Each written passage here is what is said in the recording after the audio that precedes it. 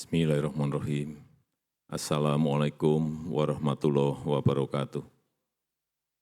Selamat pagi, salam sejahtera bagi kita semuanya. Om Swastiastu, Namo Buddhaya, salam kebajikan. Yang saya hormati para Menteri Kabinet Indonesia Maju, yang saya hormati Direktur Eksekutif Indef, Bapak Tauhid Ahmad, yang saya hormati CEO City Corp, Bapak Heru Tanjung, Senior Ekonom Indef, Bapak Didik C. Rahbin yang saya hormati, Bapak Ibu, para ekonom, para undangan yang saya hormati.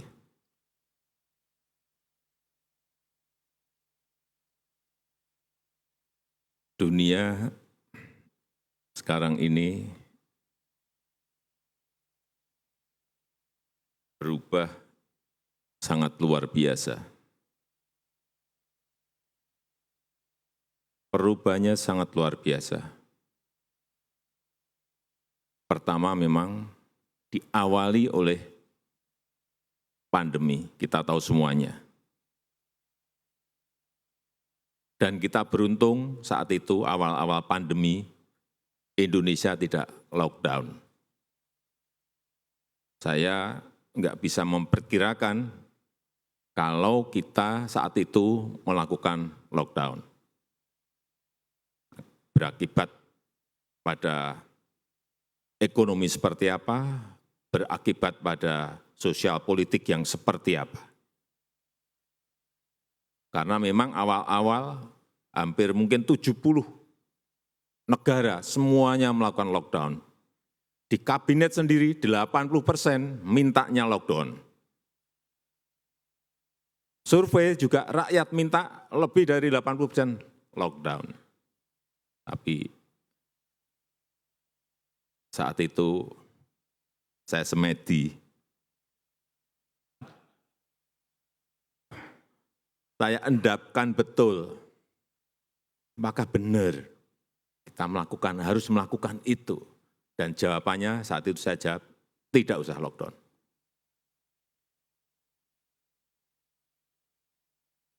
Dan ternyata betul. Saya enggak bisa membayangkan kalau saat itu kita lockdown, mungkin kita bisa masuk ke minus lebih dari 17%.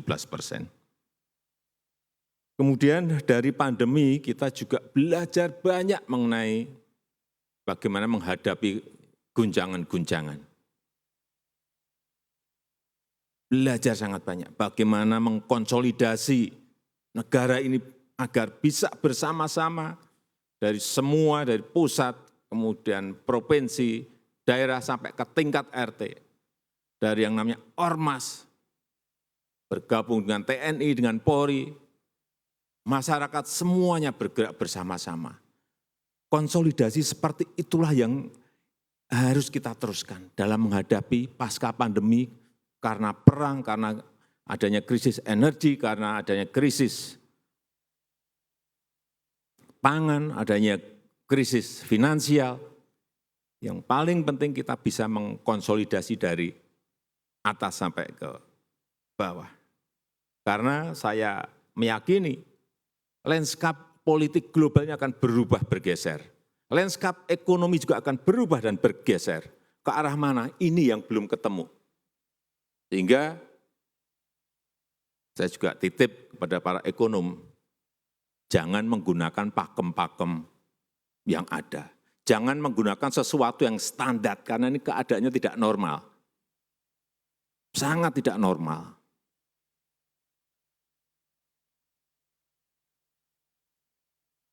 Dibutuhkan pemikiran yang Abu Nawas, yang kancil-kancil gitu. Agak melompat-lompat, tapi memang harus seperti itu. Bekerja sekarang pun tidak bisa makro saja, enggak bisa. Ditambah mikro pun mungkin masih juga belum dapat. Sehingga makro ya, mikro ya, detail, fokus. Ketemu nanti satu-satu, tapi satu-satu, enggak bisa sekarang ini. Karena sekali lagi keadaannya sangat tidak normal. Instrumen-instrumen yang kita miliki, instrumen fiskal, instrumen moneter, juga kadang-kadang bisa luput karena memang keadaannya tidak normal. Semua negara mengalami. Betul-betul kita diuji karena geopolitik globalnya memang juga enggak jelas, sangat tidak jelas. Saya bertemu di G7 dengan pemimpin-pemimpin yang hadir saat itu.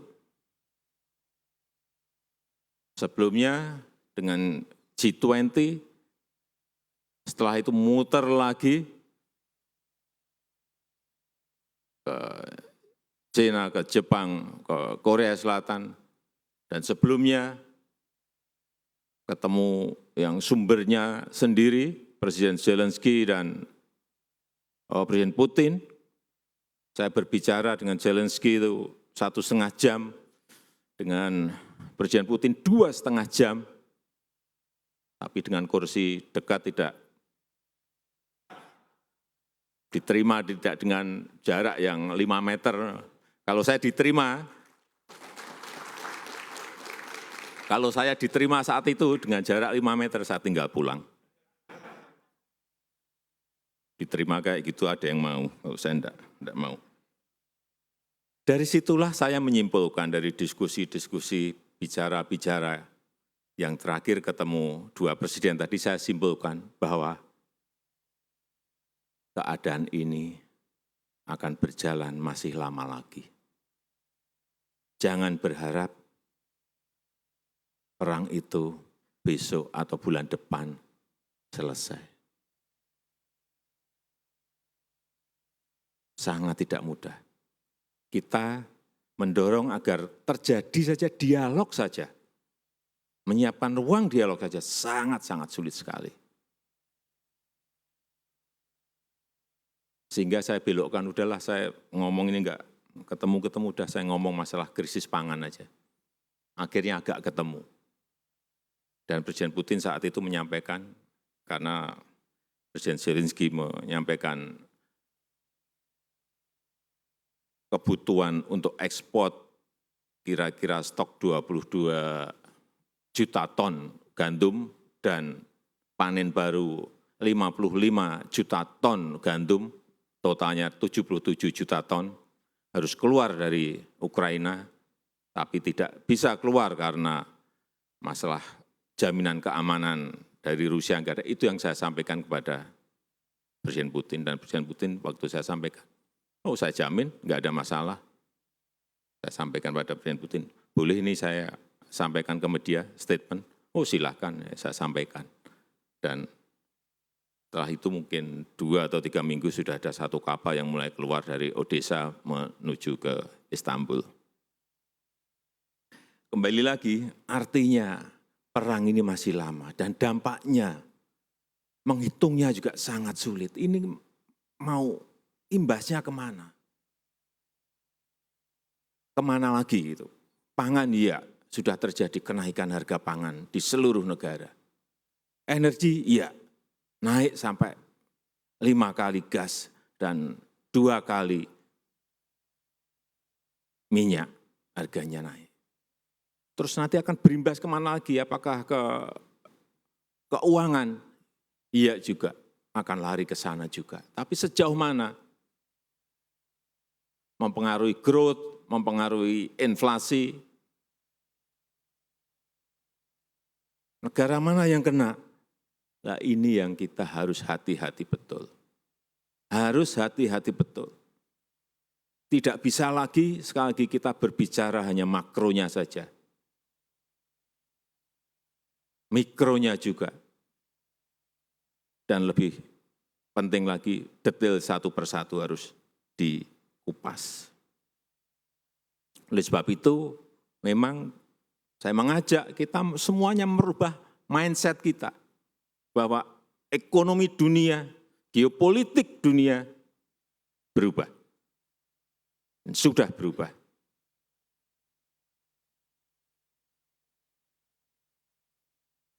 Oleh sebab itu, kita beruntung dalam 7 tahun ini kita telah membangun fondasi, ini penting, infrastruktur.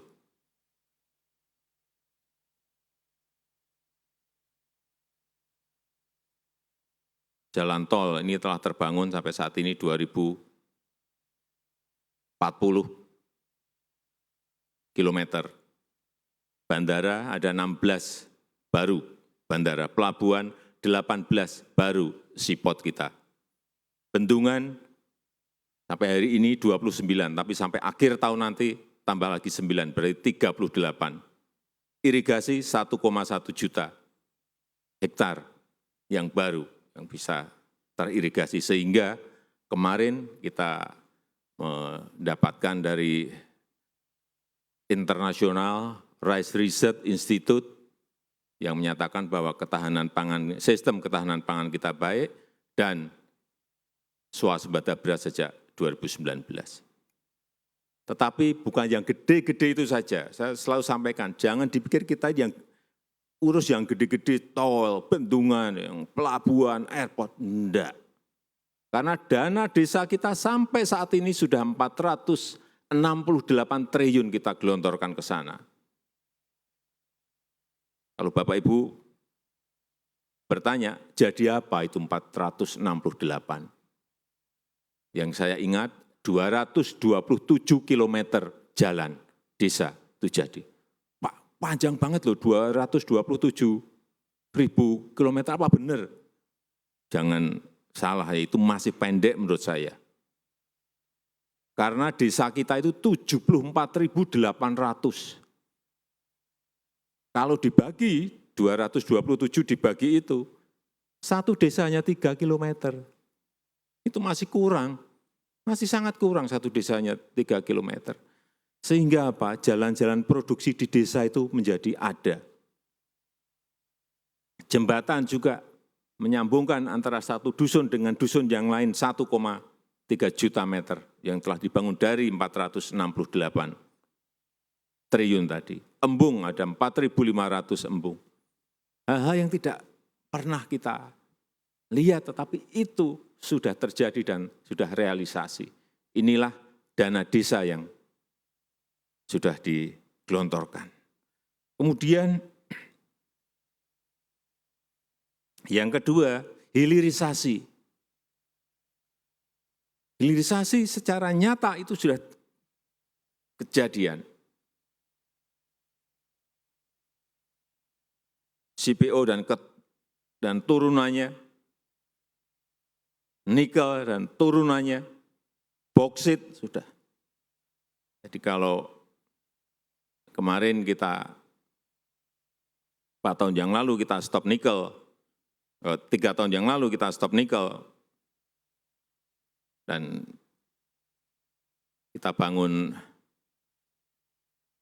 industrinya di dalam negeri, yaitu kelihatan mulai tampak hasilnya.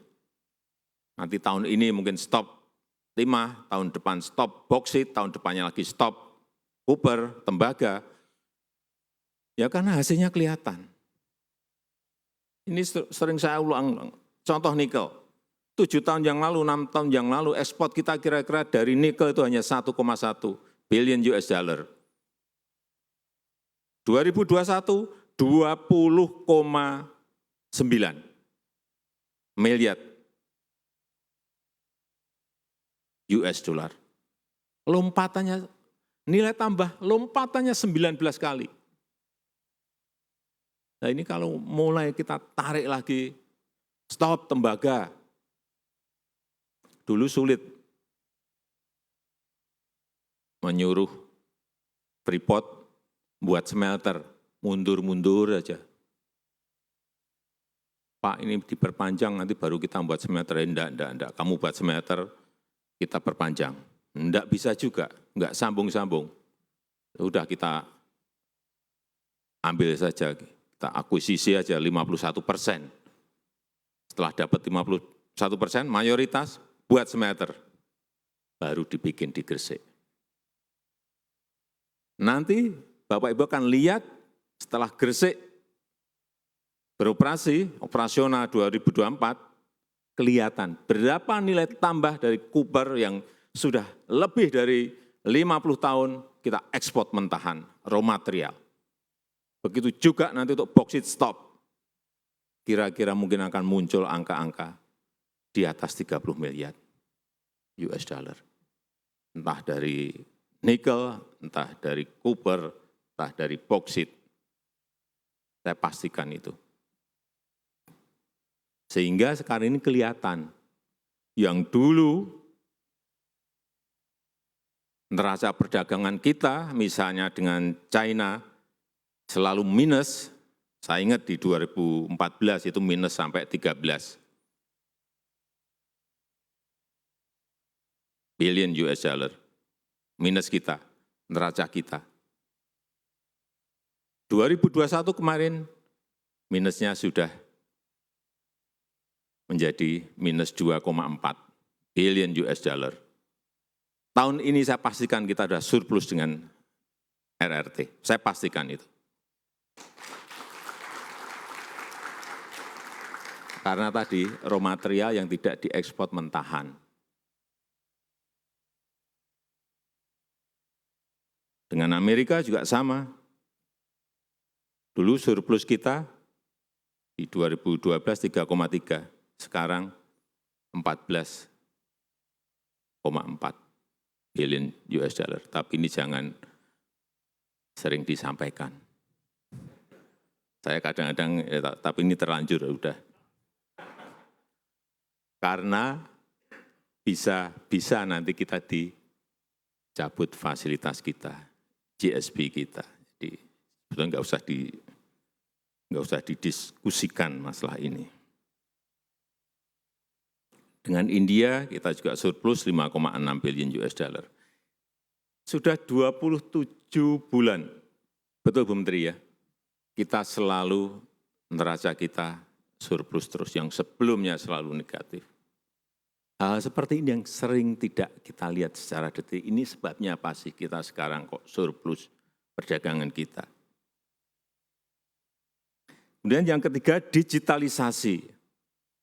Ini penting, utamanya yang berkaitan dengan ekonomi itu UMKM. 61%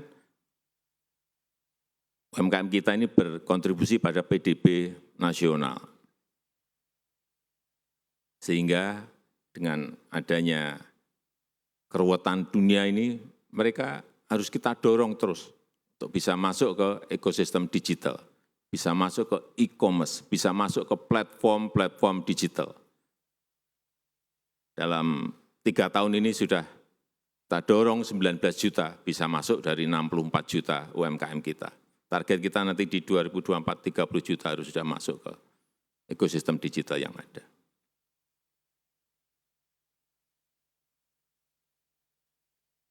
Kalau ini terus konsisten kita lakukan, saya meyakini bahwa GDP kita di 2030 itu sudah di atas 3 triliun, saya yakin. Insya Allah itu akan tembus angka 3. Dan income per kapita kita, saya juga meyakini, saya enggak tahu mungkin berbeda dengan Bu Menteri Keuangan. Enggak apa-apa juga, saya juga ngitung-ngitung sendiri, Bu Menteri ngitung-ngitung sendiri enggak apa-apa. Saya mungkin lebih dari 10 income per kapita kita. Kalau kita konsisten seperti ini, dan pemimpin yang akan datang juga konsisten seperti ini, enggak perlu takut kita ini stop ekspor nikel, kemudian dibawa ke WTO, enggak apa-apa. Dan kelihatannya juga kalah kita di WTO, enggak apa-apa. Tapi barangnya udah jadi dulu, industrinya udah jadi. Enggak apa-apa, kenapa kita harus takut? Kalau dibawa ke WTO kalah enggak apa-apa. Syukur bisa menang, tapi kalah pun enggak apa-apa. Industrinya udah jadi dulu. Nanti juga sama. Ini memperbaiki tata kelola kok. Dan nilai tambah itu ada di dalam negeri. Saya berikan contoh Freeport. Saya kemarin baru cerita dengan Bu Menkyu juga. Berapa sih kita dapat dari sana? Berapa Bu? 62.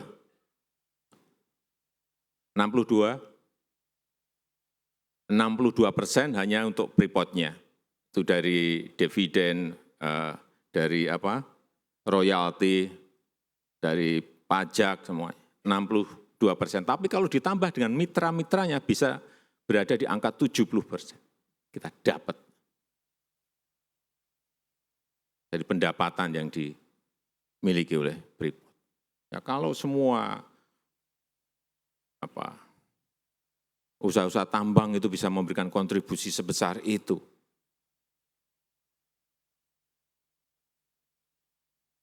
ya APBN kita akan semakin sehat. Saya rasa itu yang bisa saya sampaikan pada kesempatan yang baik ini. Memang momok semua negara sekarang ini urusannya pertumbuhan ekonomi, growth-nya berapa, dan inflasinya berapa. Kita juga kemarin berhitung dengan detail berapa sih kira-kira karena penyesuaian subsidi BBM ini yang sudah kita umumkan minggu yang lalu akan berimbas pada inflasi. Hitungan dari menteri-menteri kemarin kira-kira akan naik di 1,8%. Tapi kalau kita diem, saya enggak mau diem, kita harus intervensi. Intervensinya lewat apa? Saya sampaikan, daerah harus bergerak, kayak COVID kemarin. Dengan cara apa ya?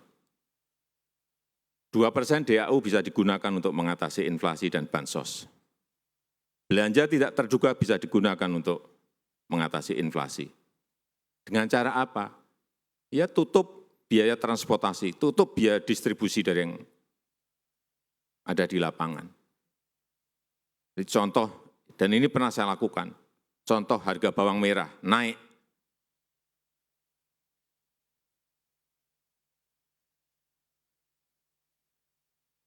Karena ada kenaikan biaya transportasi.